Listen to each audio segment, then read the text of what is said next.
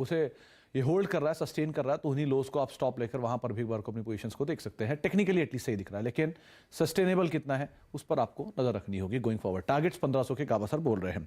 एक और बड़ा इवेंट जो कि अब अवेटेड है वो है ऑटो सेल्स के नंबर्स। तो एक एक करके तमाम वो आंकड़े भी आपकी स्क्रीन पर आएंगे, कहां पर आप किस तरह की पोजीशनिंग देख सकते हैं इस पूरे स्पेस के लिए नंबर से ठीक पहले।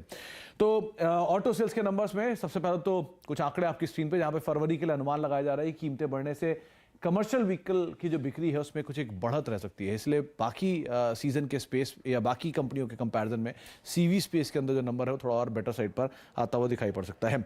इसके अलावा कुछ और अपडेट्स में, एक तो जो रिस्क है स्पेस के लिए वो है अल नीनो का, टू व्हीलर के ऊपर उसका मेजर इंपैक्ट आता हुआ दिखाई पड़ेगा और यही शायद प्रिवेल भी करेगा नंबर्स के अंदर। पैसेंजर व्हीकल बिक्री में 10% की एक बढ़त का अनुमान है, स्पेशली नए लॉन्चेस की तरफ से भी कंट्रीब्यूट करेगा। और ईयर एंड डिमांड, क्योंकि ईयर एंड के बाद जो नए रजिस्ट्रेशन नंबर्स होते हैं उसकी डिमांड भी पिकअप करेगी, तो उसका भी एक इंपैक्ट इस क्वार्टर के अंदर आता हुआ दिखाई पड़ सकता है। साथ ही साथ जो टू व्हीलर थ्री व्हीलर की नंबर्स है उसमें थोड़ी सी कमजोरी इस तिमाही के अंदर इस महीने के दौरान भी देखने को मिल सकती है। ये कुछ नंबर्स है। मारुति सबसे पहले करीब 3% बढ़त का अनुमान, 1,70,000 के आसपास की यूनिट्स यहाँ पर मारुति बेच सकता है।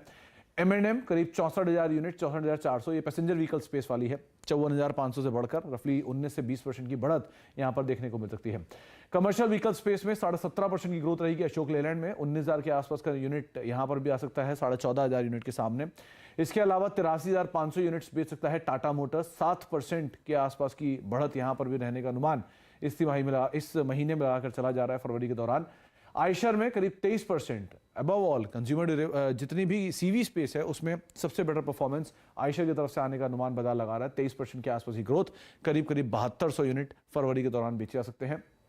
टू व्हीलर स्पेस में 4.25 यूनिट्स बेच सकता है हीरो मोटोकॉर्प, रफली 8% की बढ़त यहां पर भी रहने का अनुमान है YOY बेसिस पर।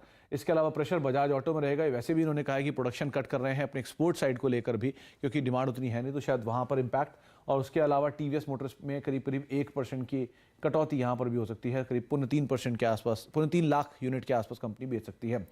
रॉयल एनफील्ड की बिक्री में 18%। इनफैक्ट टू व्हीलर स्पेस में सबसे बेहतरीन आंकड़ा जो है वो रॉयल एनफील्ड की तरफ से आ रहा है। तो आयशर के नंबर स्ट्रांग परफॉर्म करेंगे, चाहे सीवी स्पेस के अंदर हो या फिर आप टू व्हीलर स्पेस के अंदर, तो यहां पर भी एक मूव आता हुआ दिखाई पड़ सकता है। तो एक important update two wheeler space को, और उसी से रिलेटेड एक और बड़ा अपडेट भी आज शाम 5 बजे आ पाएगा। ना केवल ऑटो स्पेस में, बल्कि इसका इंपैक्ट तमाम कंज्यूमर ड्यूरेबल FMCG स्पेस के ऊपर आएगा, जहां पर आज शाम 5 बजे IMD की प्रेस कॉन्फ्रेंस होगी और उस प्रेस कॉन्फ्रेंस के अंदर कैसी सिचुएशन गोइंग फॉरवर्ड रह सकती है एल नीनो को लेकर, या मौसम का जो डिटेल है मार्च से लेकर मई तक का, उसके ऊपर IMD अपने अपडेट देगा। और इस पर यह अनुमान लगाया जा रहा है कि गर्मी थोड़ी ज़्यादा रहेगी और थोड़े लंबे समय तक रहेगी। और अगर इस तरह की सिचुएशन आती है तो उसका फसलों के ऊपर, स्पेशली एग्री कमोडिटीज़ के ऊपर, उसका कंज्यूमर ड्यूरेबल स्पेस के ऊपर, उसका रूरल स्पेस के ऊपर मेजर इंपैक्ट आएगा। तो जितनी भी कंज्यूमर ड्यूरेबल, टू व्हीलर या FMCG कंपनीज हैं